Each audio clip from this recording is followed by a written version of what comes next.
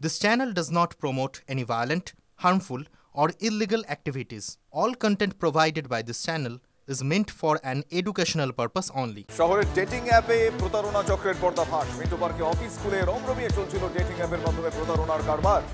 কলকাতা পুলিশের গোয়েন্দা শাখার অভিযানে গ্রেফতার ১৬ জন মহিলা সহ মোট ১৭ জন।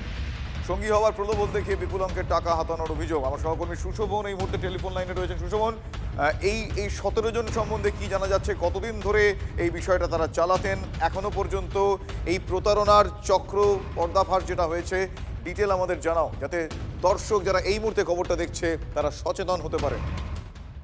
দেখো, কলকাতা পুলিশের সাইবার থানার কাছে অভিযোগ আছে যে বেশ কিছু ব্যক্তি তারা ডেটিং অ্যাপ খুলেছে এবং কোনো কোনো সময় বিয়ের প্রলোভন দেখানো হচ্ছে এবং তারপর তাদের থেকে টাকা নেওয়া হচ্ছে।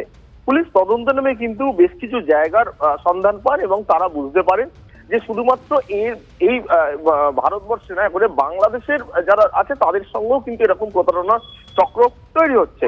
সব মিলে কিন্তু পুলিশ হানা দেয় এবং সেখানে ১৭ জনকে অ্যারেস্ট করা হয়, যেখানে দেখা যাচ্ছে যে তারা বেশিরভাগই হাওড়ার এবং তারপর কলকাতার বাসিন্দা, যারা মূলত বিভিন্ন ব্যক্তিকে ফোন করে বিভিন্ন প্রলোভন দেখাতো, তারপর তাদের থেকে টাকা নিয়ে নিত এবং তারপরে কিন্তু একটা বিষয় একটু ক্লিয়ার করতে চাইবো আমি, এই যে এক্ষেত্রে ডেটিং অ্যাপ, কোনো একটা অ্যাপের মাধ্যমে তো মানুষ সেখানে যেতেন, এই অ্যাপটা কি তাদের দ্বারা জেনারেটেড এবং সেইটা কি এখনো পর্যন্ত সিজ করা হয়েছে? কি অ্যাপ? দেখো, এই অ্যাপটা মূলত একেবারে সেটা তাদের দ্বারাই জেনারেটেড, একদমই ঠিক। এবং যে একটা কল সেন্টার তৈরি হয়েছিল, সেই কল সেন্টার অ্যাপটা আসলে ছিল সামনে দেখানো, কিন্তু মেন কথা হলো কল সেন্টারের মাধ্যমে তারা কিন্তু ফোনের মাধ্যমে পুরো বিষয়টা তৈরি করত এবং প্রলোভনের একটা ফাঁদ তৈরি করতো, যেই ফাঁদে পা দিলে লক্ষাধিক টাকা চলে যেত। এবং এই যে ১৭ জনকে গ্রেফতার করা হয়েছে, পুলিশ মনে করছে যে এদের সঙ্গে আরো হয়তো কোনো কল সেন্টার এখনো পর্যন্ত রমরমিয়ে চলছে, সেগুলো অর্থাৎ এই মুহূর্তে এই ১৭ জন নাকি এই চক্রটা আরো অনেকটা বিস্তৃত, সেই বিষয়টা এই মুহূর্তে গোয়েন্দারা খতিয়ে দেখছেন। ধন্যবাদ সুশোভন। একের পর এক কাণ্ড যাদবপুর বিশ্ববিদ্যালয়। পর্যাপ্ত ক্লোজ সার্কিট ক্যামেরা, নিরাপত্তা নেই বলে বরাবরই অভিযোগ ওঠে। হাইকোর্টের নির্দেশে এবার বিশ্ববিদ্যালয়ের নিরাপত্তা নিয়ে নবান্নে বৈঠক। ক্লোজ সার্কিট ক্যামেরার সংখ্যা বাড়ানো এবং ক্যাম্পাসের সুরক্ষা বৃদ্ধি নিয়ে আলোচনা। বৈঠকে থাকবেন যাদবপুরের সহ উপাচার্য এবং রেজিস্ট্রার। সরকারের তরফে থাকবেন শিক্ষা দপ্তরের প্রধান সচিব, ডিসি, এসএসডি। আমার সহকর্মী সুমন মহাপাত্র এই মুহূর্তে আমার সঙ্গে টেলিফোন লাইনে রয়েছেন। সুমন, আবারও যাদবপুর বিশ্ববিদ্যালয়ের নিরাপত্তা নিয়ে এবার সরাসরি নবান্নে বৈঠক, এই মুহূর্তে এই প্রয়োজনীয়তা বিশেষ করে অনুভূত হলো কেন?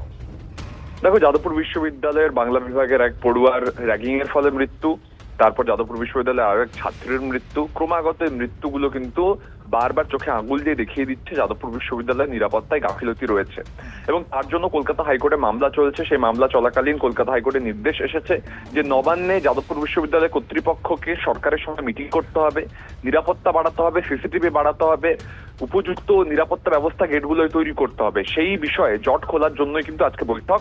কটা সিসিটিভি লাগবে, সরকার কত টাকা দেবে, কত দিনের মধ্যে হবে, সবটা নিয়ে আলোচনা হবে আজ বেলা 2টায় নবান্নে। ধন্যবাদ সুমন।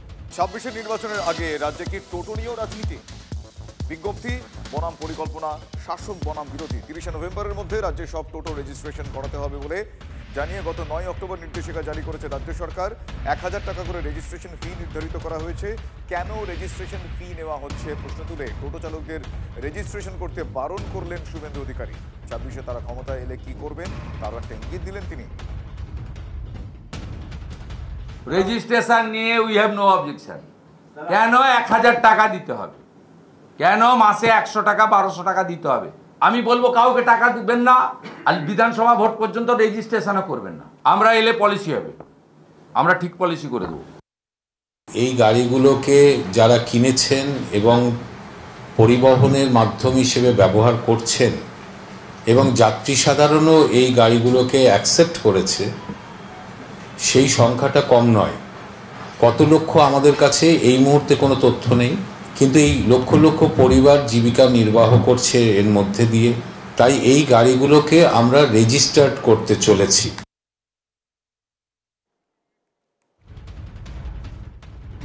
পুজোর সময় ২-৫ টাকা ভাড়া অটো চালকরা বাড়িয়েছিলেন। পুজো কেটে গিয়েছে, লক্ষ্মী পুজোও চলে গিয়েছে, ভাড়া কিন্তু সেই একই রয়ে গিয়েছে।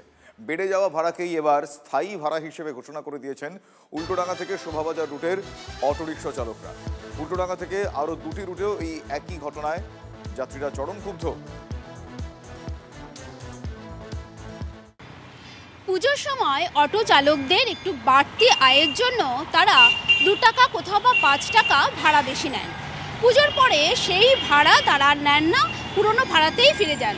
কিন্তু উল্টোডাঙ্গা থেকে শোভাবাজার, আহিরিটোলা এবং জোড়াবাগান রুটে যে অটো রয়েছে সেখানকার যাত্রীরা অভিযোগ করছেন যে পুজোর সময় ভাড়া বাড়ানো হয়েছে এবং সেই বর্ধিত ভাড়া এখনো পর্যন্ত নেওয়া হচ্ছে। তবে অটো চালকেরা তারা বলছেন যে ইউনিয়ন মিটিং করেই এই বর্ধিত ভাড়ার সিদ্ধান্ত নেওয়া হয়েছে। অপরদিকে আইএনটিটিউসির যিনি সভাপতি রয়েছেন অর্থাৎ স্বপন সমাদ্দার, তিনি কিন্তু বলছেন যে কোনোভাবেই অটোর ভাড়া বাড়েনি এবং অটোর ভাড়া বাড়ানোর পক্ষে তারা নয়। তবে এই যে যাত্রীরা অভিযোগ করছেন এবং অটো চালকরা যেটা বলছেন সেটা নিয়ে তিনি তদন্ত করবেন, এরকমই জানিয়েছেন TV9 বাংলাকে। ক্যামেরায় কল্যাণ মণ্ডলের সঙ্গে সমাদাস, TV9 বাংলা, কলকাতা। না, এখন আপনার ওই 20 টাকা করেই দিচ্ছি, এখনো 15 টাকা আর হয়নি, মানে তারপর থেকে ওটাই চলছে। ভীষণই অসুবিধা হচ্ছে, যেটা আমরা মানে অ্যাফোর্ড করতে পারি সেটা হলেই ভালো হয়। ভাড়া বাড়লে তো অবভিয়াসলি প্রতিদিন আমরা অফিস যাতায়াত পারছেন, আমাদের তো অসুবিধা হবেই। তেলের দাম বেড়েছে, অটো রিক্সা যে এলপিজি মানে যে গ্যাসে চলে সেই গ্যাসের দাম বেড়েছে, কিন্তু 5 বছর ধরে নাকি অটো রিক্সার ভাড়া বাড়েনি। ইউনিয়নের মিটিং করেই ভাড়া বৃদ্ধির সিদ্ধান্ত, যেমনটাই জানিয়েছেন অটো রিক্সা চালকরা। আমাদের ইউনিয়ন অনুযায়ী আমাদের ভাড়া বাড়ানো হয়েছে, অতএব এটা 12 মাসের জন্য। আর আমাদের ভাড়া বেড়েছিল লাস্ট 2021-এ, ঠিক আছে, লকডাউনের পর। তারপর থেকে আর কোনো ভাড়া বাড়িনি। 6-7 বছর ধরে আমাদের রোডে ভাড়া বাড়িনি। একটু 2018-তে ভাড়া বেড়েছিল, 12 টাকার বদলে 15 টাকা হয়েছিল। 2018-র পর থেকে 2025-এ সেপ্টেম্বরের 3 তারিখে ভাড়া বেড়েছে, তাও কি 2 টাকা থেকে 3 টাকা আর হার্ডলি 5 টাকা। 7 বছর ধরে আমরা একটা অটো ড্রাইভার যদি ভাড়া না বাড়ে, আমাদের তো সংসার সবার আছে। ইউনিয়ন থেকে জেলার সঙ্গে আলোচনা করে বিভিন্ন মানে আমাদের কাউন্সিলরদের সঙ্গে আলোচনা করে এটা বিশ্বকর্মা পুজোর আগে বাড়ানো হয়েছে। ভাড়া বৃদ্ধির কথা শুনে হতভম্ব খোদ আইএনটিটিইউসির সভাপতি। ইউনিয়নের এই রকম কোনো বৈঠকের কথা তিনি জানেন না, বললেন স্বপন সমাদ্দার। এরকম কোনো আমাদের নির্দেশ নেই যে পুজোর সময় বাড়াবে, পুজোর পরে কমিয়ে দেবে, এরকম কোনো খবর বা নির্দেশ আমাদের ছিল না বা নেই। বর্তমানেও আমরা কোনো অফিসিয়ালি ভাড়া বাড়াবার পক্ষে নই। তবে আমি এটা আপনাদের কাছে খবর পেলাম, কেউ এখনও পর্যন্ত আমাকে বা আমাদের সংগঠনকে কেউ রিপোর্ট করেনি। আপনারা যেটা জেনেছেন যদি সত্যি সত্যি হয় আমরা ইনকোয়ারি করে দেখব, এটা ঠিক হবে না। কি বলেছে আমি জানি না, তা দেখাতে হবে তো যে না সত্যি সত্যি ইউনিয়ন মিটিং করেছে, ইউনিয়নে কারা মিটিং করেছে, কোন ইউনিয়ন মিটিং করেছে সেটা তো জানতে হবে। আমি তো বলতে পারি বিং এ প্রেসিডেন্ট, আমি মিটিং করিনি, ভাড়া বাড়ার পক্ষে কোনো রায়ও দেয়নি।